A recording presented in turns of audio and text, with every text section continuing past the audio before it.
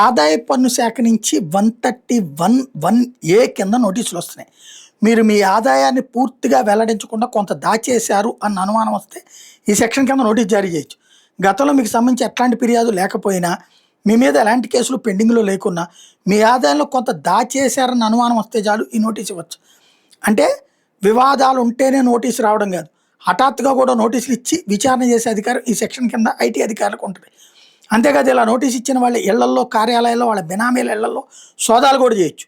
Notice అందుకున్న వాళ్ళు నిర్ణీత తేదీన తమ ముందు హాజరు కావాలని ఆదేశాలు జారీ చేయొచ్చు. ప్రస్తుత రికార్డులే కాకుండా పాత రికార్డులన్నీ కూడా తమ ముందు పెట్టాలనే అధికారం ఉంటుంది.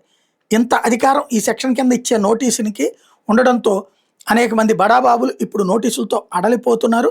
ఆదాయ పన్ను శాఖ ఇన్వెస్టిగేషన్ విచారణ విభాగం డైరెక్టర్ కానీ, జాయింట్ డైరెక్టర్, డిప్యూటీ డైరెక్టర్ స్థాయిలో ఉన్న అధికారి ఈ నోటీసులు జారీ చేయొచ్చు. ఇది ఐటీ అధికారుల చేతిలో పాశుపతాస్త్రం. ఎందుకంటే ఫలానా ఏడాదికి సంబంధించిన ఆదాయాన్ని కాదు, గత నుండి లెక్కలను, లావాదేవీల్ని తవ్వేసేటటువంటి లెక్క ఉంటుంది.